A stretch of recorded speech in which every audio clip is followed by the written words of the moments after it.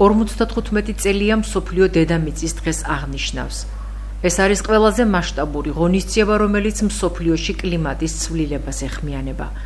1970 წელს დედამიწის დღის დაფუძნებით საფუძველი ჩაეყარა საზოგადოებრივი ცნობიერების განვითარების მორიგ იდეას. სუფთა და ჯანსაღი გარემოსთვის ბრძოლა ყოველდღიურად უფრო აქტიური ხდება. კლიმატის ცვლილების შესაბამისად ცნობიერების ზრდასთან ერთად იზრდება სამოქალაქო საზოგადოების მობილიზაციაც, რომელიც დღეს მთელ მსოფლიოში კლიმატის ცვლილებას ერთნაირად აპროტესტებს. 22 აპრილია თვალსაზრისით გამორჩეული თარიღია.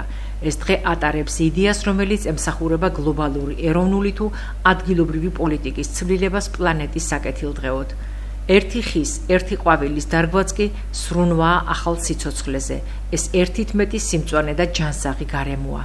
მინდა მოგილოცოთ დღევანდელი დღე, დედამიწის დღე, უსურვო ჩვენს ყველა მოქალაქეს ჯანსაღ, სუფთა გარემოში ცხოვრება, ეკოლოგიურად სუფთა გარემოში ცხოვრება, რაც შეეხება ჩვენ პირადად მე და ჩემი ორგანიზაცია ცხოვრების მეგზური, ყველანაირად ვცდილობთ, რომ ბავშვები ჩავაბათ აქტიურ საქმიანობაში, ეს გამწვანება იქნება თუ გარემოს დასუფთავება. ეხლაც ამ წუთში დღეს გამიზნული გვაქვს მოვაწყოთ აქტივობა ესეთი, რომ ჩვენი დღის ცენტრის გარშემო ვასუფთავებთ გარემოს, ფეროშინოთა ქარხანამ გამოგვიყო ჩვენ ნაკვეთი და იმ ნაკვეთზე დღეს გვინდა რომ დავასუფთავოთ ეს ნაკვეთი და მოვახდინოთ ნარგავების დარგვა და ყვავილების დარგვა, გავასუფთავოთ ისა, ასევე გვინდა დავრგოთ სხვადასხვა ნათესები, რომ პატარა ეკოლოგიურად სუფთა მწვანილი მოუყვანოთ ჩვენ ბავშვებს და ნატურალურად სუფთა იკვებონ ჯანსაღი პროდუქტებით და ყველას მოუწოდებ, ყველა ბავშვს, ყველა ესეთ მსგავს ორგანიზაციებსაც, რომ ბავშვებმა აქტიური მონაწილეობა მიიღონ გარემოს დაცვის საქმიანობაში, კერძოდ თავის გარშემო ნაკვეთი მაინც დაასუფთავონ, თავის გარშემო ირგვლივ არსებული ტერიტორია დაასუფთავონ, ეს წაადგება ბავშვებს, შრომასაც ისწავლიან და ამავე დროს ჩვენ ქალაქსაც წაადგება. სკვერებს და ნაკვეთებს თუ დაასუფთავებენ და მიიღებენ აქტიურ მონაწილეობას. დედამიწის დღესთან დაკავშირებით პროექტები აქტიურად კეთდება. მე პირადად რომელ სკოლაში ვსწავლობ, მეშვიდე სკოლაში. ისინი აქტიურად ახორციელებენ საგანმანათლებლო პროექტებს. დღეისთვის არ არის დაგეგმილი, მაგრამ ყოველი წელი დედამიწის არის, უბრალოდ ეს 22 აპრილი გამორჩეულია და ალბათ ჩვენ ერთადერთი რაც შეგვიძლია ამ მომენტში გავაკეთოთ, ეს არის რომ ცნობიერება ავამაღლოს და არ დავაბინძუროთ გარემო. თვითონ ხე როდის დარგე ბოლოს ან ყვავილი ვთქვათ? ყვავილი ბოლოს ალბათ ჩაშან დავრგე ჩემ ეზოში. სხვა შეხება არ მქონია ისე თითადად. ლამბდა ვიზრუნდოთ მაგისთვის, ყველას უნდგავთ ამ ჰაერს. რა თქმა უნდა მაგას. ბოლო ხე ყვავილი როდის დარგეთ თუ გახსოვთ? ბოლო მე ზო არ მაქვს და ვერ მოგატყუებ.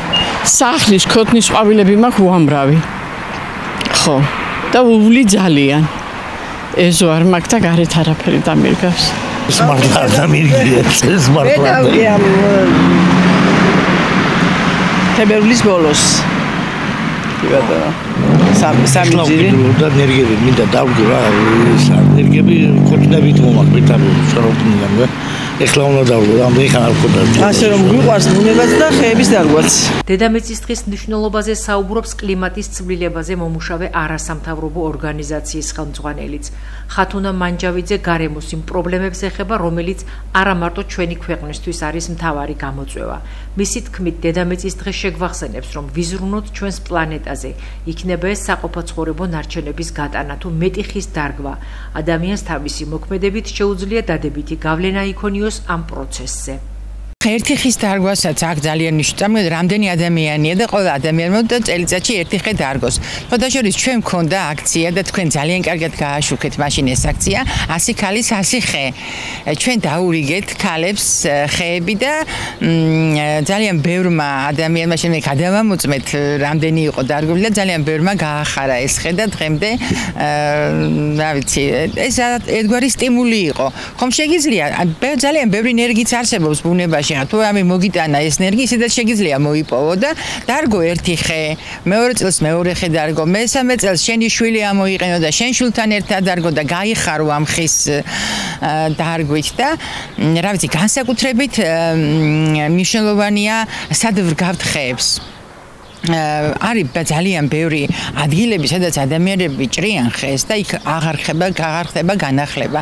ეს ადგილები უნდა იყოს მონიშნული. მოსახლეობამ უნდა იცოდეს, რომ აქ თუ ვინმე ხეს მოჭრის, იმას დაემუქრება შემდეგ ეს შედეგი და ამიტომ მოსახლეობა უნდა იყოს ინიციატორი, რომ აი თქვა რაღაცა ადგილზე, თავიანთ სახელზე, სოფელში იქნება ეს თუ ქალაქში იქნება თუ რაღაცა ისეთ გაჩეხილ ადგილებზე, ისევ მოახდინონ ტყის აღდგენა და განახლება.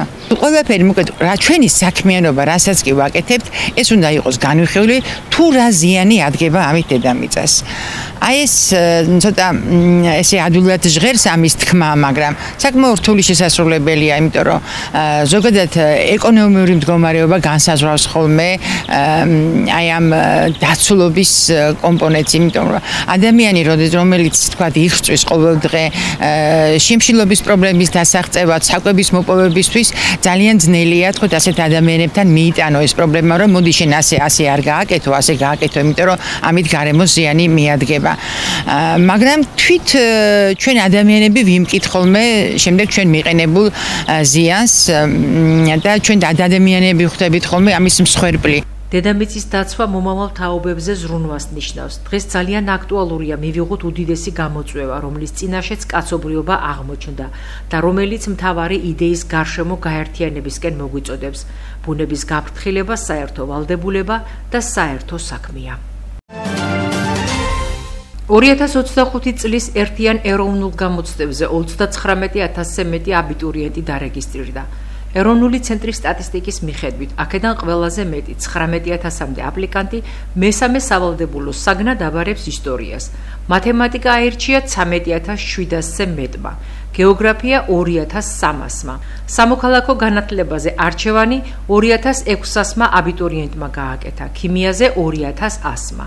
900-ზე მეტი აბიტურიენტი ირჩევს ფიზიკას, ბიოლოგიას 3,200. ყველაზე ცოტა 200-მა აპლიკანტმა მესამე სავალდებულო საგნად ხელოვნება აირჩია. გამოცდების განრიგს შეფასებისა და გამოცდების ეროვნული ცენტრი ოფიციალურ გვერდზე გამოაქვეყნებს. დეტალური ინფორმაცია გამოცდის თარიღის, საგამოცდო ცენტრის მისამართისა და გამოცდაზე გამოცხადების დროის თაობაზე მითითებული იქნება საგამოცდო ბარათზე, რომლის ამობეჭდვაც სავარაუდოდ ივნისის ბოლოსთვის იქნება შესაძლებელი. ვატიკანმა დაადასტურა, რომ პაპ ფრანცისკეს დაკრძალვის ცერემონია შაბათს ადგილობრივი დროით 10 საათზე გაიმართება. მოკლე განცხადების თანახმად წმინდა პეტრეს მოედანზე დაკრძალვის ლიტურგიას კარდინალების კოლეჯის დეკანი კარდინალი ჯოვანი ბატისტარე უხელმძღვანელებს. პაპ ფრანცისკეს თხოვნის თანახმად მის ცხედარს 4 შაბათს დილით წმინდა პეტრეს ბაზილიკაში გადაასვენებენ, შემდეგ კი სანტა მარია მაჯორის ბაზილიკაში, სადაც დაკრძალებენ კიდეც. ცნობილია, რომ პაპის დაკრძალვას დაესწრებიან ამერიკის შეერთებული შტატების პრეზიდენტი დონალდ ტრამპი, საფრანგეთის პრეზიდენტი ემანუელ მაკრონი, ბრაზილიის პრეზიდენტი ლუის ინასიო ლულა და სილვა.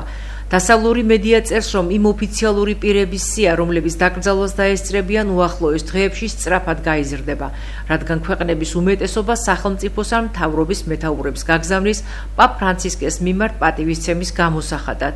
ეს კი დაკრძალვის ფარგლებში მაღალი დონის შეხვედრებისთვის პოტენციურ სივრცეს შექმნის.